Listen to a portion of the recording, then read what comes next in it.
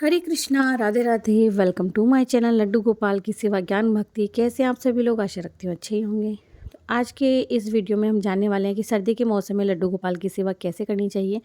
वैसे तो मैं हर बार हर साल अपनी वीडियो में कुछ नए तरीके से कुछ नई चीज़ें बताती रहती हूँ, और सर्दी के मौसम में कैसे करनी चाहिए, गर्मी के मौसम में कैसे करनी चाहिए, ये जानकारी ज़्यादातर आपको हर वर्ष मेरे चैनल पर मिल जाएगी। तो आप जाकर विज़िट कर सकते हैं। लेकिन फिर भी एक कमेंट को उठाया हमने और उसमें देखा कि उन्होंने कहा था, दीदी फिर भी आप बताइए। उन्होंने मुझसे व्हाट्सएप पर पूछा था, तो उन्होंने कहा था कि अगर आप वीडियो बना देंगी तो बहुत अच्छी बात है। तो बहुत से श्री कृष्ण भक्त जो होते हैं ना, वो प्रभु के बाल स्वरूप की सेवा कर रहे हैं। अभी बहुत सारे उनकी पूजा अर्चना कर रहे हैं। उसी में से कुछ लोगों की पूजा ऐसी है जो केवल लड्डू गोपाल को प्रभु स्वरूप मानकर मंदिर में बिठा के रखते हैं। रोज़ाना सुबह शाम धूप बत्ती दिखाते हैं और कुछ भोग रख देते हैं, नहीं तो नहीं भी रखा तो चल गया, ठीक है। अब वो लोग ऐसा मानते हैं कि दीदी हमने तो लड्डू गोपाल की सेवा इस तरह से करते हुए देखिए, उस तरह से करते हुए देखिए। तो देखिए, वो भाव होते हैं। जैसे हम एक छोटे बच्चे की देखभाल करते हैं ना, सेम उसी तरह से मौसम के अनुसार अपने बच्चों की देखभाल जैसे हम कहते हैं, वैसे ही लड्डू गोपाल जी की भी जो सेवा के नियम है वो बदल जाते हैं मौसम के अनुरूप। तो भले ही इन नियमों में बहुत ज़्यादा अंतर नहीं है, लेकिन मौसम के अनुसार कुछ बातों का ध्यान हमें रखना होता है। तो कैसे? जैसे कि सर्दी के मौसम में लड्डू गोपाल की जो सेवा है, स्नान कराने के जो नियम है, उनमें थोड़ा-सा परिवर्तन आ जाता है। यानी कि सर्दी के मौसम में लड्डू गोपाल को सुबह के समय स्नान करवा सकते हैं। बस ध्यान रखें कि उन्हें या तो धूप में स्नान करवाइए या गुनगुने पानी से स्नान करवाइए। ठंडे पानी की जगह थोड़ा हल्का गुनगुना पानी हमें उपयोग में लेना चाहिए। पानी में तुलसी के कुछ पत्ते ज़रूर डालिए। अच्छा, क्या होता है, हम लोग गर्मी में प्रभु को चंदन का टीका लगाते हैं या उपटन से भी नहलाते हैं। अब चंदन की तासीर जो होती है ना, वो ठंडी होती है। गर्मियों में हम क्या करते हैं, कई बार तो फूलों से भी स्नान करवाते हैं, गुलाब की पंखुड़ियों से भी करवाते हैं, फूल से भी करवाते हैं। तो इन नियमों में थोड़ा सा फेरबदल करना होता है। ऊनी और गर्म वस्त्र हम उन्हें इस मौसम में पहनाते हैं, जैसे कि सर्दी में पहनाते हैं। और हमारे जो लड्डू गोपाल हैं, उनके साज श्रृंगार में भी कुछ बदलाव हम लेकर के आते हैं। वो क्या बदलाव होते हैं, चलिए जानते हैं। सर्दी के मौसम में लड्डू गोपाल के साज श्रृंगार में हम लोग गर्म चीज़ें शामिल करते हैं, गर्म वस्त्र शामिल करते हैं। गर्मी में जहाँ हम उन्हें ऊनी वस्त्र नहीं सूती वस्त्र पहनाते हैं, वहीं पर हम सर्दी में ऊनी वस्त्र पहनाते हैं। सर्दी में गर्म तासीर वाली चीज़ों का भोग लगाते हैं, गर्मी में ठंडी तासीर वाली चीज़ों का भोग लगाते हैं। तो सर्दी के मौसम में लड्डू गोपाल को हम गर्म दूध रखते हैं, केसर का दूध रखते हैं, हल्दी डालकर दूध रखते हैं, तिल के लड्डू बना के रखते हैं, गोंद के लड्डू बना के रखते हैं और गरम गरम हलवा बना के खिलाते हैं। अच्छा देखिए, बहुत सारे लोग मुझे कहते हैं कि दीदी हम तो गाजर के हलवे का भोग लगाते हैं, आप क्यों नहीं लगाते हैं? भाई सच में मैं नहीं लगाती हूँ, गाजर के हलवे का भोग नहीं लगाती, और जो सरसों का तेल होता है ना, उसमें बने खाने का भोग नहीं लगाती हूँ।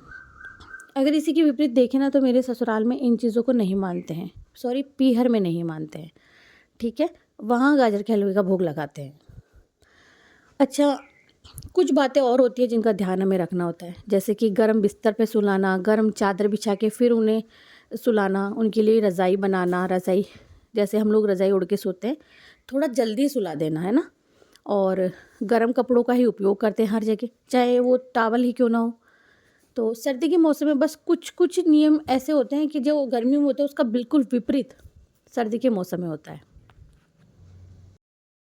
दरअसल जो हमारे हिंदू परिवार है ना, आप सभी जानते हैं कि ज़्यादातर आप हर घर के मंदिर में देखेंगे, वहाँ लड्डू गोपाल की सेवा हो रही है इस समय। तो लड्डू गोपाल की सेवा है ना, कुछ ज़्यादा ऐसे बहुत कठिन नियम नहीं होते।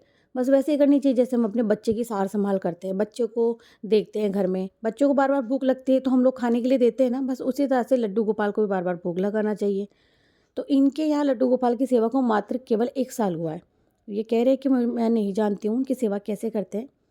देखिए, सर्दी और गर्मी दोनों मौसम में लड्डू गोपाल की सेवा होनी चाहिए, कोई अधिक अंतर नहीं। बस कुछ बातों का ध्यान रखना चाहिए। लड्डू गोपाल केवल अपने भक्त की श्रद्धा देखते हैं, भाव देखते हैं, आस्था देखते हैं। लड्डू गोपाल ही नहीं, प्रत्येक देवता और भगवान को इस बात से फ़र्क नहीं पड़ता कि आप उन्हें क्या अर्पित कर रहे हो, है ना। लड्डू गोपाल को ये फ़र्क नहीं पड़ रहा है, बस उनको ये होता है कि आप किस भाव से उन्हें अर्पित कर रहे हो। तो ये जो फेरबदल होते हैं ना सेवा में, ये मैं ही नहीं करती हूँ, ये प्रत्येक व्यक्ति करता है। अब ये कहते हैं कि मैंने आपकी वीडियो में ये देखा वो देखा, मैं मानती हूँ कि आपने देखा है। आप कहते हैं आपके घर में इस तरह से नहीं होता है, लेकिन ऐसा ही करते हैं। हम लड्डू गोपाल को ठंडे पानी से स्नान नहीं करा सकते हैं। हाँ, ये बात अलग है कि आपने लड्डू गोपाल को अपने पुत्र रूप में नहीं देखा हो, आपने बाल रूप में नहीं देखा हो, आपने भगवान मान के उन्हें मंदिर में बिठाया हो, फिर देखिए फिर भक्त की इच्छा होती है। अब सर्दियों में हम लड्डू गोपाल को कितने बजे जगाएंगे सुबह? गर्मियों में तो हम लोग 5 साढ़े 5 बजे जगा देते हैं, 6 बजे जगा देते हैं। सर्दियों के मौसम में इसका विपरीत, सुबह 7 बजे के करीब भगवान को जगाएं, लड्डू गोपाल को। जबकि गर्मी में हम लोग तो 5 साढ़े 5 6 बजे जगा देते हैं। फिर जगा के उन्हें थोड़ी देर बिस्तर में बिठा के रखे, है ना, ऐसे डायरेक्ट उठा के उनको नहला दिए फिर कुछ कर दिया नहीं। अच्छा, स्नान कराते वक्त क्या क्या ध्यान रखना है? या तो धूप में ले जाओ या गुनगुने पानी से स्नान कराओ। और स्नान करवाने के बाद में ऐसे बिना वस्त्रों के नहीं बिठाना है, उनको कुछ उड़ा के फिर बिठाना है। अच्छा देखो, तुलसी पत्ते हम लोग मिला के फिर नहलाते हैं। जैसे कि अगहन मास चल रहा है मान लीजिए, ठीक है। अब हम किसी पवित्र नदी का जल ले लेते हैं, तुलसी पत्ते डाल लेते हैं, गंगा जल ले लेते हैं। तो कहते हैं कि हम लोग इस विधि से स्नान करवाते हैं ना, तो हमारी मनोकामनाएं पूर्ण नहीं होती है, साथ में हमें पूजा का पूर्ण फल भी मिलता है। अब कई लोग बिल्कुल सादा जल से स्नान करवाते हैं, तो ऐसा थोड़ी है सादा जल से स्नान करवाएंगे तो उनको पूजा का फल नहीं मिलेगा, मिलेगा। ये जो स्नान की प्रक्रिया है ये वो लोग करते हैं जो लड्डू गोपाल को ईश्वर स्वरूप मानकर मंदिर में बिठा के रखते हैं, ठीक है। वैसे तो हम भगवान को चंदन रोज़ाना ही लगाते हैं, लेकिन सर्दी में नहीं लगाना। सर्दी में आप चंदन केवल दिखा दीजिए उन्हें। और जो लोग केवल इसे नियम ही मानते हैं कि हमें तो लगाना ही लगाना है, तो आप बहुत पॉइंटेड बिंदु लगा के फिर यानी कि बहुत बारीक सा उन्हें चंदन का टीका लगाएं। कई लोग उन्हें शहद से स्नान करवाते हैं गर्मियों में, सर्दी में नहीं करवाना है ऐसा, क्योंकि उस शहद भी बहुत ठंडा ठंडा होता है। तो आप कहेंगे पंचामृत से स्नान, तो मैंने पहले भी बताया हुआ, पंचामृत से स्नान जब आप करवाएं ना तो उसमें गर्म पानी ऐड कर दीजिए, वो गुनगुना हो जाएगा। श्रृंगार भी आपको गर्म ही करना है। जैसे कि हम लोगों ने चांदी के गहना पहना के रखते हैं, मैं भी पहना के रखती थी। तो आप उन्हें वस्त्रों के ऊपर पहनाएं, अंदर कुछ नहीं पहनाना है, वस्त्र के ऊपर डालिए। कम से कम उन्हें आप श्रृंगार सामग्री धराइए, श्रृंगार करवाइए। लेकिन कई लोग कहते हैं मोती ठंडा होता है, मैं कहती हूँ कि आप उन्हें और जो ऑर्नामेंट्स बना रहे हैं ना वो ठंडे होते हैं। अच्छा, अगर हम भोग की बात करें तो भोग में आ जाते हैं गरम दूध, ड्राई फ्रूट, गोंद के लड्डू, हलवा और गरम फल जो होते हैं, तिल के लड्डू, इन सब चीज़ों का भोग लगाएं। आप उन्हें खिचड़ी का भोग लगाएं ना, बाजरे की खिचड़ी का भोग लगाएं, बाजरे की खीर का भोग लगाएं। अच्छा, जो लोग नहीं जानते ना बाजरे की खीर की रेसिपी, वो मैंने एक बार पहले भी चैनल पे बताया हुआ है। और अगर आप बोलेंगे ना तो मैं बाजरे की खीर की रेसिपी बता दूँगी, ठीक है। सो अब हम सोने के वक्त पे आ जाते हैं कि लड्डू गोपाल को कितनी बजे सुलाना है। तो लड्डू गोपाल को बहुत सारे लोग दोपहर में सुलाते हैं। मेरे यहाँ मैं ये सेवा नहीं कर पाती हूँ, मैं उन्हें हाथ जोड़ करके केवल प्रार्थना करती हूँ। रीज़न है, मैं अकेले सेवा करने वाली हूँ, बीच में मासिक चक्र भी आता है, इस सेवा के लिए कोई उपस्थित नहीं होता है। सो मैं हाथ जोड़ करके प्रार्थना करती हूँ कि आप आराम कीजिए और 4 बजे उन्हें जगा देती हूँ, ठीक है। अच्छा, रात फिर दिन में भी वही करना है, गर्म चादर या शॉल बिछा दीजिए। अच्छा, ये गर्म चादर का मतलब ये नहीं है आप उन्हें कॉटन की नई चादर निकाल के बिछा दी, आपको वेलवेट का यूज़ करना है, ठीक है। और हम लोग भी क्या करते हैं, सर्दी में जल्दी बिस्तर में चले जाते हैं, तो लड्डू गोपाल जी को भी थोड़ा जल्दी सुला दीजिए। अच्छा देखिए, वैसे ये जानकारी मैंने जितना कोशिश की है ना आपको ठीक से बताने की कोशिश की है, जिस तरह से बतानी चाहिए थी उस तरह से बताने की कोशिश की है। फिर भी आपको लगता है कि कहीं ना कहीं कोई चीज़ रह गई तो आप पूछ लेना। और नहलाने से लेकर भोग तक की चीज़ बताइए आपको, सुलाने से लेकर के जगाने तक की चीज़ बता दी है मैंने आपको। तो ये जो दिनचर्या में बदलाव है ना, ये सभी के जो लड्डू गोपाल हैं उनकी दिनचर्या में बदलाव हो जाता है।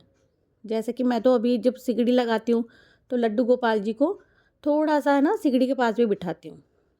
तो ऐसा ही है, आप उन्हें थोड़ी देर धूप में बिठाएं, धूप निकल जाती है तब। और फिर आप कोशिश कीजिए कि धूप में स्नान करवा सकते हैं, आपका घर अच्छा खासा बड़ा बना हुआ है, जगह है, तो आप करवा सकते हो। गुनगुना पानी करने में ज़्यादा देर नहीं लगती, गैस पे करते हैं और थोड़ी देर में गुनगुना पानी हो जाता है, आप वैसे कर सकते हो। अच्छा, गर्म कपड़ों की बात अगर आ जाए तो ठीक है, आपके पास ऊनी कपड़े बनाने वाला कोई नहीं है, ऊनी कपड़े आपके आसपास अवेलेबल नहीं है, तो आप वेलवेट तो पहना सकते हो। तो वेलवेट का कपड़ा लाके आप उन्हें वस्त्र सिल के पहना दीजिए। बस इतना सा करना होता है, बाकी और कुछ नहीं है। अब जैसे मैं ना सर्दियों में इनको चंदन का टीका नहीं लगाती हूँ, दिखाती हूँ चंदन, चंदन दिखा के फिर मैं अपने हाथ में इकट्ठा कर लेती हूँ किसी कटोरी में, और फिर वो मैं अपने आप को ही लगा देती हूँ गर्दन। मैं अपने कंठों पे चंदन ज़रूर लगाती हूँ। ये बात मेरे घर के सदस्य भी जानते हैं, जैसे मेरे हस्बैंड और बच्चा वगैरह, और जो चैनल पे है जिन लोगों को मैंने बताया वो भी जानते हैं। अच्छा, एक चीज़ और भी है, जिन लोगों के यहाँ गोंद के लड्डू बनाए जाते हैं ना, बहुत सारे लोग कहते हैं कि इन्हें गोंद का भोग नहीं लगता है। हालांकि ये बात सुनी मैंने भी है, तो कोशिश करती हूँ कि मैं गोंद के लड्डू का भोग नहीं लगाऊं, लेकिन मैंने रखा भी है। ऐसा भी नहीं है कि मैंने नहीं रखा है, रखा भी है मैंने कई बार। अच्छा, पीली वस्तुएं बहुत पसंद होती है, तो आप कोशिश ये भी कर सकते हो कि जैसे कि हल्दी का दूध जो होता है, लड्डू गोपाल जी को जैसे हम लोग दूध रखते हैं, तो रोज़ाना की दिनचर्या में हम उन्हें हल्दी का थोड़ा सा दूध रखें। और बाज़ार में अभी सर्दियों का साग भी मिल रहा है, तो आप खुद भी साग बना के खाते हो सर्दी का, तो लड्डू गोपाल जी को भी सरसों के साग का भोग लगा सकते हो, क्योंकि सरसों का तेल अलग चीज़ है, सरसों का साग अलग चीज़ है। चूँकि मैंने तो रखा है। और पंजीरी अगर आप बना के भोग लगाते हो, और माखन मिश्री का भोग लगा सकते हो, तो वो भी आप लगा सकते हो, लेकिन माखन आप फ्रिज में रखते हो वो माखन ना हो। अब फलों की बात अगर ले लेते हैं, तो जो पपीता होता है उसकी तासीर बहुत गर्म होती है, तो पपीते का जूस का भोग लगा सकते हो। और बहुत सारे ऐसे फल हैं जिनकी तासीर गर्म होती है, आप उनका भोग भी लगा सकते हो। अच्छा, ठंडा जूस हमें नहीं रखना है। कहने का अर्थ है जो जूस हमने अपनी ताज़ा निकाला उसे फ्रिज में मत रखिए, और फिर उसके बाद में आप जूस साथ के साथ ही ठाकुर जी को जैसे आपने बनाया फिर आप रख दीजिए। भोजन भी जैसे आपने बनाया गुनगुना रख दीजिए, जैसे कि हम लोग गर्मा गर्म भोजन ग्रहण करते हैं, वैसे ही ठाकुर जी को भी करवाना है। तो मैंने जितना हो सकता था उतना, जो सर्दी यानी कि अभी जो मौसम चल रहा है उससे रिलेटेड अभी आपको सेवा बता दी है। तो वीडियो कैसा लगा आप ज़रूर से शेयर कर सकते हैं, और फिर भी अगर आपको कुछ पूछना बाकी रह गया है तो आप कमेंट सेक्शन में आकर के मुझे कमेंट कर सकते हैं, मैं आपको ज़रूर से बताऊंगी। और वीडियो अच्छा लगे तो प्लीज़ आगे शेयर कर दीजिएगा। मैं मिलती हूँ नेक्स्ट वीडियो में, तब तक के लिए हरे कृष्णा, राधे राधे।